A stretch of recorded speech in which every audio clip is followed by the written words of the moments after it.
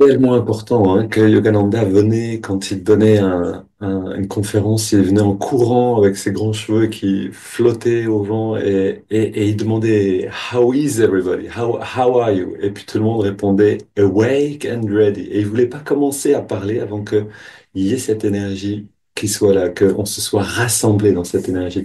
Et c'est vraiment important. En fait, la thématique de cette semaine continue en fait, hein. On continue avec les tests, les challenges, comment faire face à tout ça. Euh, Parce que c'est pour ça qu'on est là. On ne pourra pas insister assez sur cette thématique. On est constamment dans l'école de la vie. À l'instant même, on peut commencer cette partie-là, le commentaire maintenant, ou la méditation, ou yoga, on peut commencer ces pratiques. On peut être maintenant dans un élan d'énergie et de joie, ou on peut être un petit peu comme tous les jours. Vous savez, on peut vraiment décider dans quelle énergie on est maintenant. Et si on est habitué à avoir le dos recourbé, à être un petit peu comme ça, alors ça va nous demander un effort. Ça va nous demander un effort consistant de nous redresser et d'avoir aussi ce redressement intérieur du sourire. Le sourire, qu'est-ce que c'est? C'est l'énergie qui s'élève. Quand l'énergie s'abaisse, la bouche qui exprime le cœur, ça c'est vraiment, on le trouve dans les traditions, euh, on va l'exprimer aussi. Et donc on va avoir ce mouvement vers le bas, vers le haut. On peut être triste, on peut être très gai.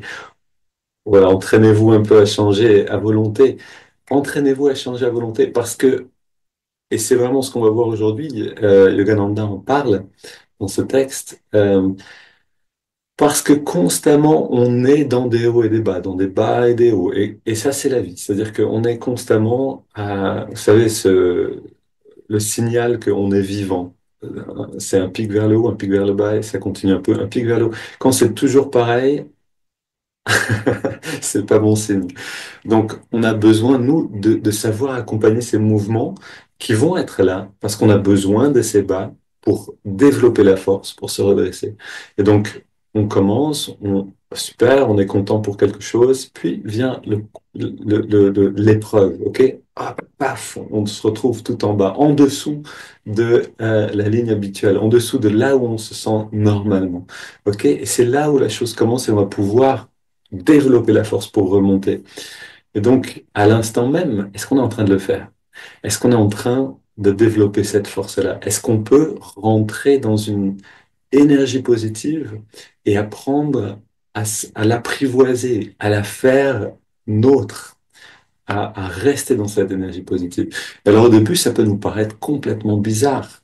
Sourire, quand on n'est pas habitué à sourire, ça peut nous paraître faux. Mais je suis vrai, moi je suis sincère, je vais pas sourire si je sens pas ce sourire. Vous savez, on peut tout à fait se justifier aussi d'un état dans lequel on est habitué à être. Et c'est ce que le mental va chercher à faire. Je suis habitué à ne pas sourire, donc je trouve que sourire c'est faux et qu'on ne devrait pas sourire, on devrait être vrai. La vie c'est grave, etc. Mais à partir du moment où on apprend à sourire, où on s'habitue à sourire, ça nous paraît complètement absurde de ne pas sourire. Mais la vie n'est pas un drame. Pourquoi est-ce que tu souris pas? Et de la même manière, le mental va simplement justifier la chose, va donner une explication naturelle parce que les sentiments sont dans une direction, parce que l'habitude est là. Et voilà quelque chose d'important en fait, hein. On y retournera encore et encore parce que là est la base de l'évolution spirituelle. On peut apprendre à méditer, on peut apprendre plein de choses sur la philosophie du yoga, sur la philosophie de toutes les religions. À partir du moment, je veux dire, tant qu'on n'apprend pas à rentrer dans une énergie positive, la joie simplement, qui on est vraiment, tant qu'on n'apprend pas à entrer sur le chemin qui est aussi le but, la joie c'est le but, c'est le chemin, tant qu'on n'apprend pas à le faire, ça va rester étranger et on va se dire, mais non, sourire, mais non, la vie c'est sérieux, etc., etc., etc. Et on va pas pouvoir faire l'expérience en fait de ce qu'on cherche. Et donc la première chose commence avec, est-ce que vous êtes prêt? Est-ce que vous êtes prêt? Est-ce que vous êtes déjà sur le chemin? Est-ce que vous êtes joyeux? Et ensuite, quand on est dans cette énergie et qu'on apprend à la garder, alors on la communique naturellement aux gens autour de nous. Ça se passe naturellement. On a juste besoin, nous, de s'habituer à ça. Et ça va naturellement aller vers l'extérieur. Ensuite, l'extérieur va venir. Il va dire, est-ce que tu es sérieux? Est-ce que tu es vraiment joyeux? La vie va venir frapper à la porte et dire non, non, non, mais attends, attends, est-ce que tu crois vraiment que tu es... Et elle va nous donner une émotion. Et ça, le challenge vient. Et là, l'épreuve vient. Et avec l'épreuve, on apprend, ou on définit en fait, on exprime qui on est vraiment. Oui, je suis vraiment joyeux. Oui, j'avais cet ami qui me disait, une fois, sa mère a décidé de changer. C'était une petite famille. Il avait quelques frères et sœurs. Et sa mère avait décidé de changer. Elle était d'habitude triste, sévère, un petit peu, presque un peu déprimée comme ça, un peu toujours là-dedans. Et puis un jour, elle a dit, ça suffit, je vais être joyeuse. Et toute sa famille a trouvé ça tellement bizarre de la voir sourire qu'ils lui ont dit non, non, non, mais attends, mais qu'est-ce que tu fais là? On te croit pas, tu es pas, c'est pas toi ça. Et elle a dû, et mon ami a loué sa mère pour son courage. Elle a dû affronter ça et aller à travers, rester dans cette nouvelle, dans ce nouvel rôle qu'elle voulait prendre. Elle a réussi à le faire. Et ensuite, c'est devenu naturel qu'elle soit plus joyeuse. Et la famille l'a accepté. Ça, c'est quelque chose qui est là aussi. La famille, c'est le premier, c'est le premier endroit de est-ce que tu es sérieux avec ton changement? Le compagnon, la compagne, les amis proches, c'est les premiers qui vont nous tester. Ok, donc c'est parti. Quelques mots de Yogananda. Je veux dire, tout ce que je vous dis là, ça vient bien sûr des leçons de Yogananda, mais maintenant écoutons vraiment un texte qui vient du livre, la série Wisdom of Yogananda. Donc ça n'existe pas encore en français, mais ça ne saurait tarder avec notre équipe de traduction. Et ça s'appelle How to Spiritualize Your Life. Comment spiritualiser votre vie? La question est, pourquoi la vie est-elle si remplie d'épreuves? C'est à travers les épreuves de la vie que vous en retirez ces leçons. Elles ne sont pas là pour vous écraser, mais pour vous aider à révéler votre force intérieure. Elles surviennent selon la loi naturelle du progrès, vous invitant à vous élever vers des sphères spirituelles plus hautes. Votre esprit est à la fois la source de vos tourments et celle de votre bonheur. En vérité, vous êtes plus fort que toutes les épreuves que vous traversez. Si vous ne le réalisez pas encore, un jour, vous le comprendrez. Ok, ça fait complètement écho. Reprenons juste un petit peu le début. Donc, c'est à travers les épreuves de la vie que vous en retirez ces leçons. Elles ne sont pas là pour vous écraser, mais pour vous aider à révéler votre force intérieure. Quand on se sent écrasé par une situation de la vie, on a besoin d'apprendre cette phrase par cœur, de se la rappeler, de la répéter. La vie n'est pas là pour m'écraser. Ok, elle est là pour m'aider à révéler ma force intérieure. Ces épreuves, cette épreuve, ce que je ressens, en réalité, c'est là pour m'aider à m'élever. Si je ne décide pas de le faire, je vais me faire écraser. Mais est-ce que je serai mort pour autant? Non. Je vais être simplement écrasé. Et puis je vais continuer de souffrir. Et je vais me faire encore une fois écraser, puis écraser. En fait, l'esprit ne peut pas mourir. Donc il y a un moment où on va simplement dire ça suffit, c'est bon, je me suis assez fait écraser, maintenant je vais me redresser. Et donc on va faire l'effort. Est-ce que je peux sourire une seconde? Alors si je peux le faire une seconde, je peux le faire deux, je peux le faire 4 secondes. Donc c'est vraiment cette même idée, c'est-à-dire que la vie n'est pas là pour nous écraser, mais pour nous. Il y a un moment où on en a assez, on est suffisamment. Je vois bien la chose. Quand j'avais 20 ans, j'ai senti, mais là je suis frustré dans ma vie, il y a quelque chose qui va pas, je suis pas heureux. Et ça m'a amené vers la spiritualité. On a besoin à un moment de se redresser. Elles surviennent, donc ces épreuves, selon la loi naturelle du progrès.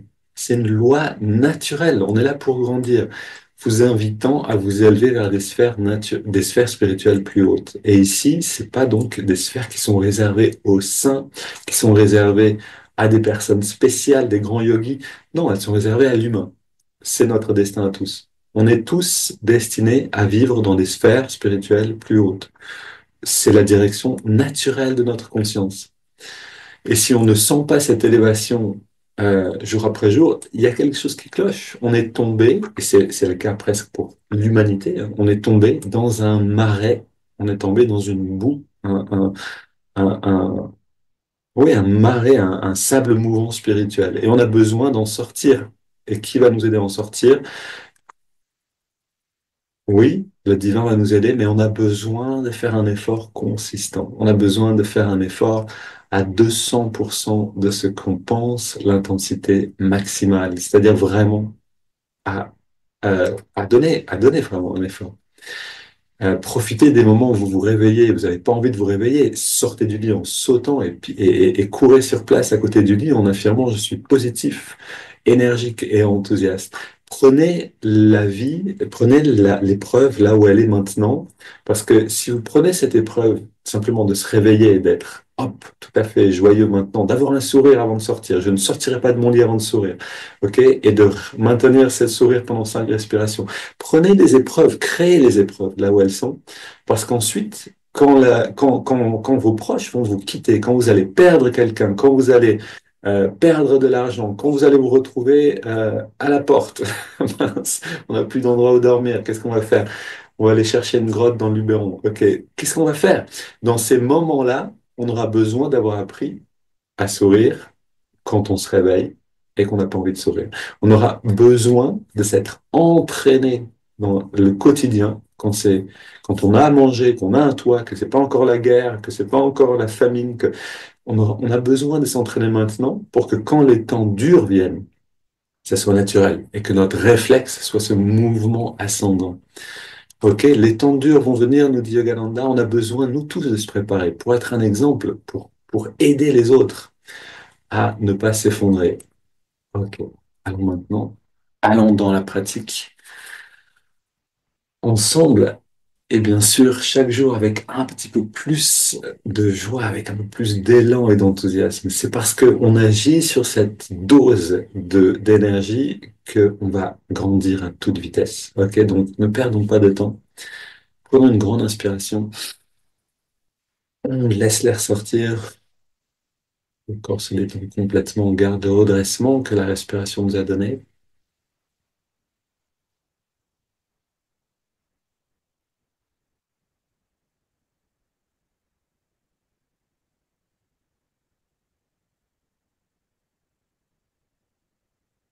On sent ce grand bien-être qui est là.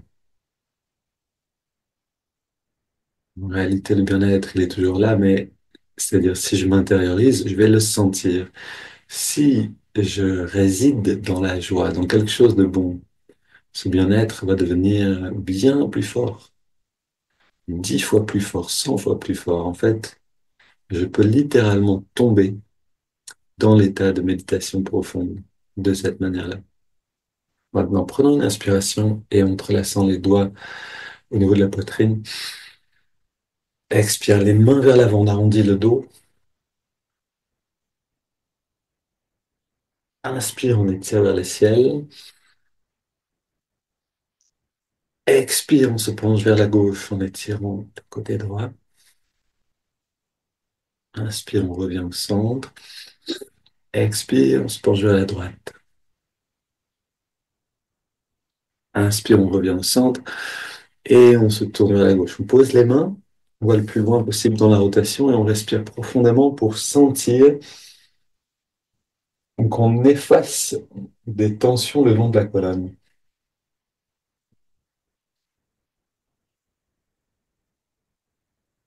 Et on revient au centre. Super, inspire vers le ciel. Expire, on se tourne vers la droite. On pose les mains.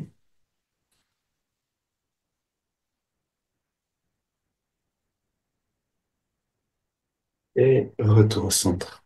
Maintenant, on pose les mains derrière, on resserre les épaules et les coudes, on ouvre la poitrine, on se penche vers l'arrière, on respire profondément. On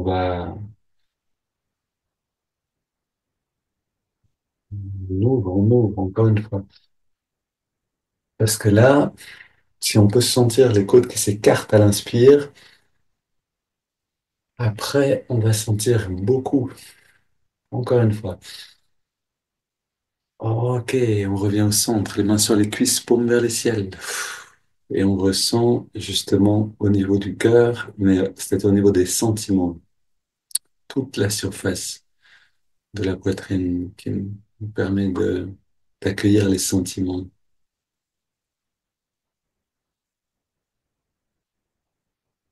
Et l'œil spirituel va émettre la qualité du sentiment, c'est-à-dire va décider de la qualité du sentiment qu'on va recevoir dans le cœur. Si je décide de recevoir la joie la plus pure, la plus élevée qui m'est accessible aujourd'hui, c'est dans l'œil spirituel que j'en ai l'intention, c'est dans le cœur que j'en ai l'expérience.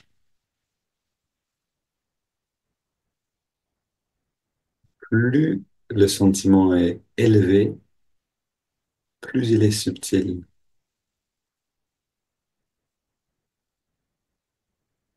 Maintenant, prenons une dizaine de respirations profondes, directement, maximum d'intensité et d'amplitude.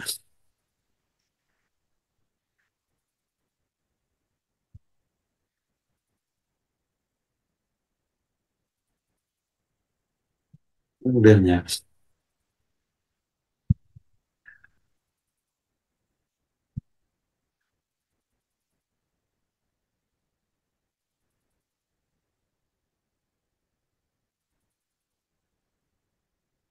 Oui, on inspire lentement, très lentement.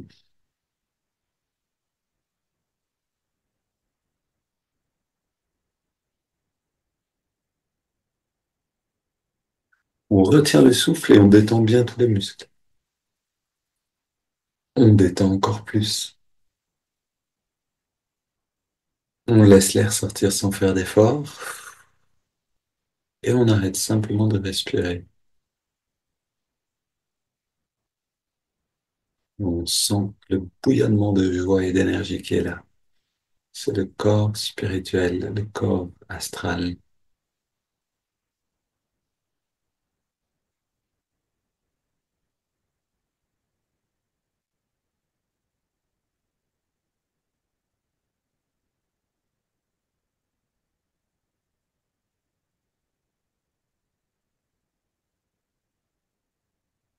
On inspire maintenant. On garde l'air dedans. On monte le ventre, on contracte le périnée, on dresse le regard. On amène toute cette richesse dans l'œil spirituel, puis on expire et on prend le temps de ressentir ce que vous avez vu, cette incroyable richesse, ce bien-être qui nous attend à l'intérieur. Ces respirations profondes sont merveilleuses.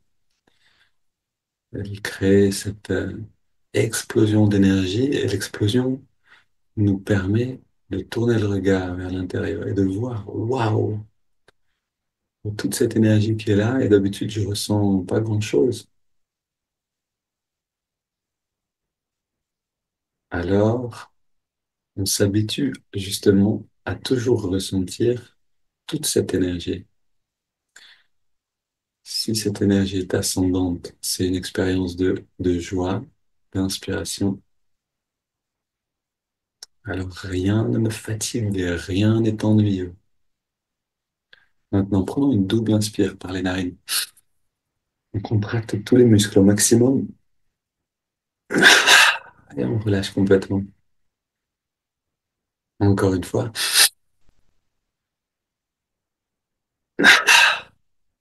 sentez juste après avoir relâché, vous avez un afflux de chaleur et de bien-être. Encore une fois.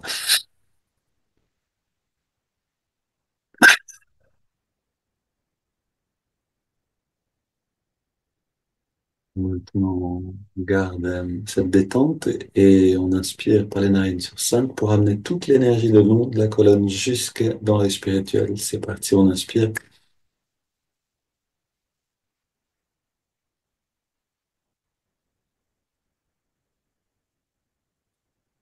On garde l'air dedans. On concentre l'attention à la jonction des sourcils.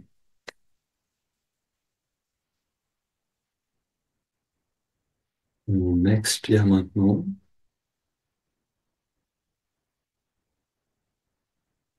On sent un bien-être qui se diffuse dans tout le corps, un bien-être spirituel. On inspire à nouveau.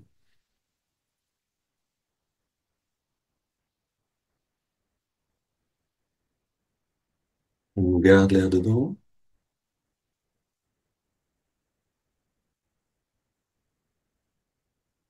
Expire. Voilà, je le rappelle de temps en temps. Rappelez-vous que la langue, roulée en arrière et ramenée vers le haut, va beaucoup améliorer ce qu'on est en train de faire. À nouveau, on inspire.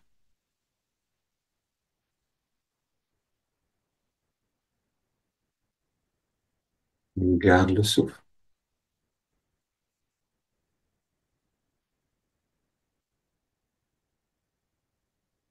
Expire.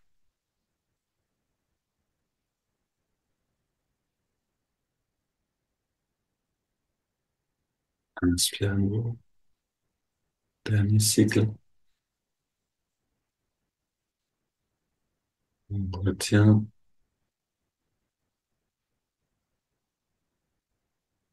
Expire.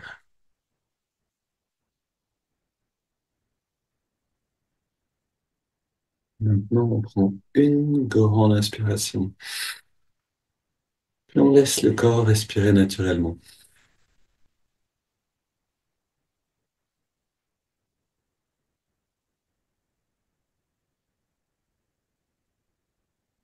Que vous voyez l'incroyable richesse des sensations intérieures qui est là maintenant.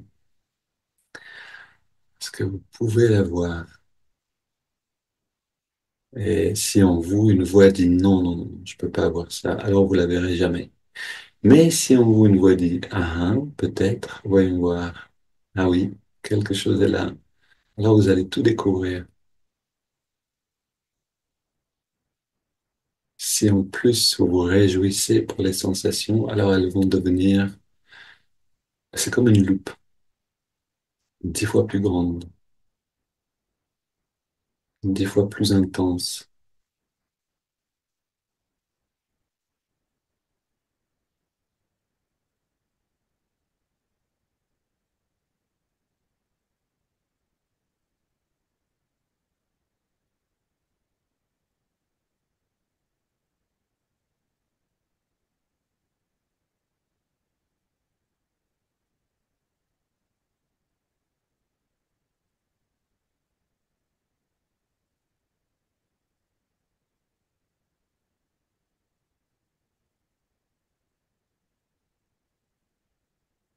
Ok. On est tellement bien, on pourrait simplement rester là. Mais on va aller plus loin à l'intérieur. On amène l'attention dans les narines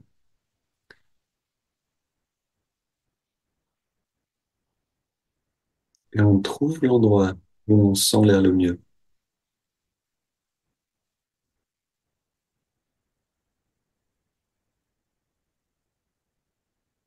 Et on approche l'expérience du souffle.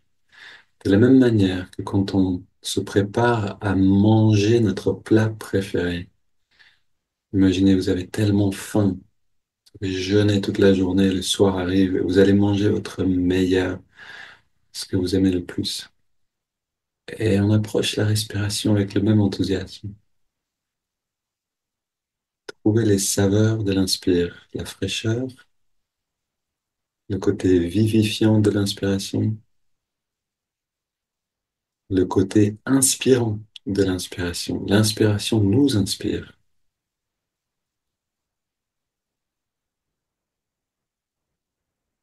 Si vous cherchez de l'inspiration, alors trouvez-la dans l'inspiration. C'est vraiment drôle de le voir en fait, hein. Si vous avez besoin d'idées, prenez quelques grandes inspirations et voyez l'énergie qui rentre. Cette énergie, cette perception va vous donner de l'inspiration. Maintenant, ressentez aussi la richesse de l'expire, la détente de l'expiration.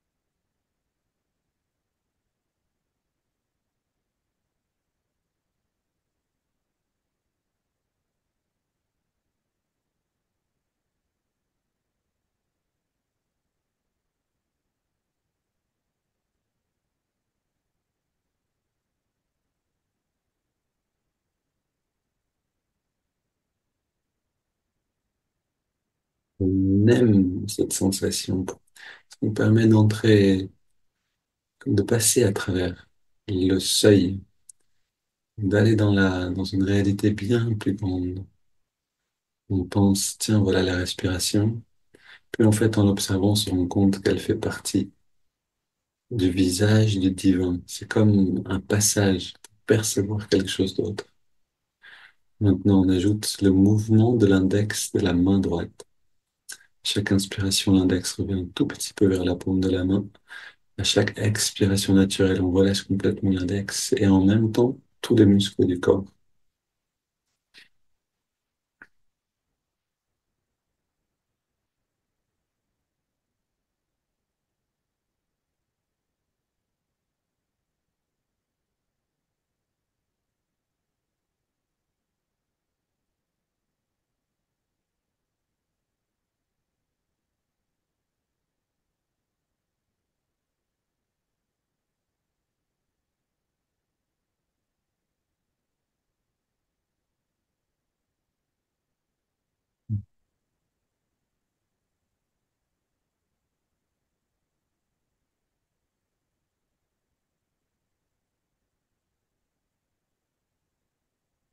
On ajoute maintenant le mantra Hong So. Hong qui accompagne l'inspiration, qui signifie je suis,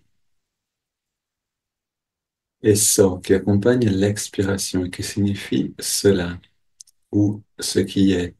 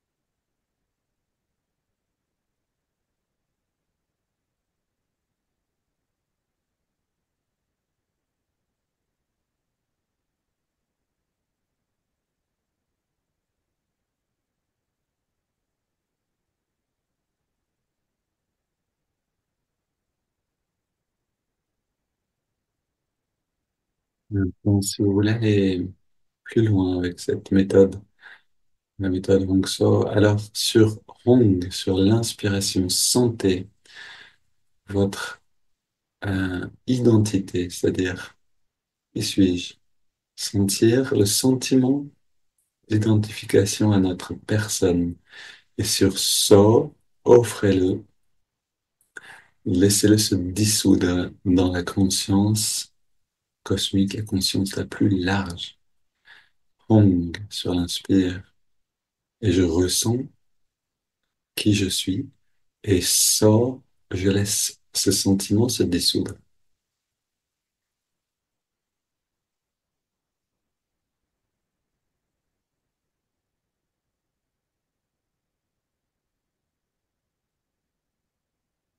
Si ça vous paraît trop compliqué, alors restez simplement avec l'observation du souffle.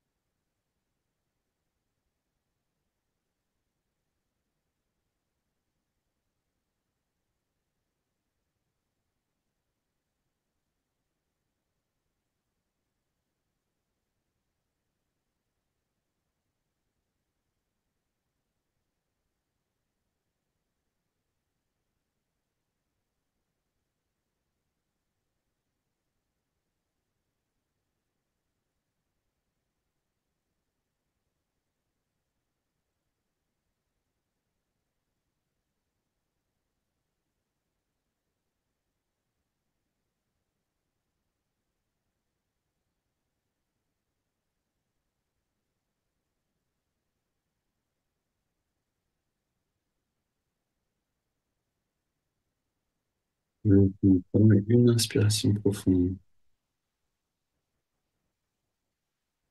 On expire en 3 fois.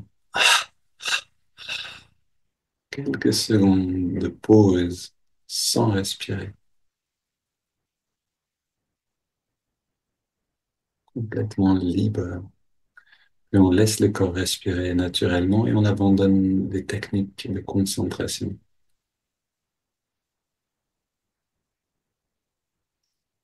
On abandonne tout effort.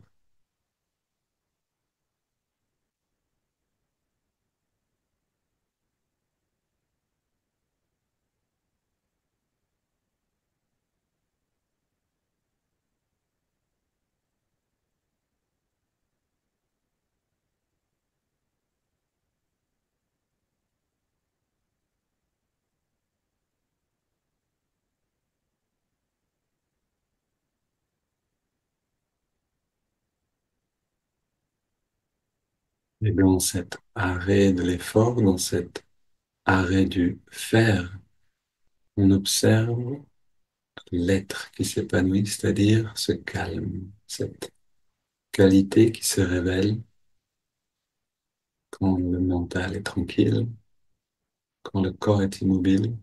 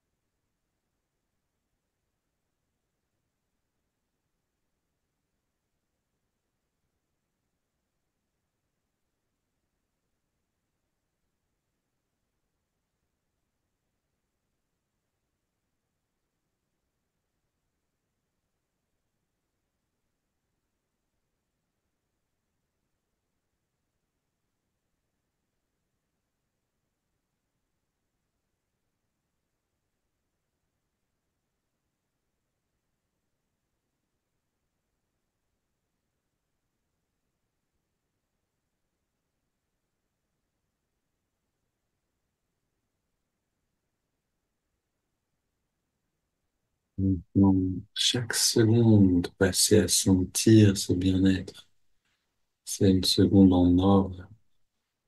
Vous en faites le plein avec la conscience. Et naturellement, vous allez exprimer ce bien-être dans votre journée. Donc, maintenant commence la méditation d'une certaine manière. C'est l'état de méditation. Restez dans cet état aussi longtemps que vous le sentez bon. Et une belle journée à tous. On se retrouve demain pour ceux qui veulent à 9 heures pour un satsang ensemble.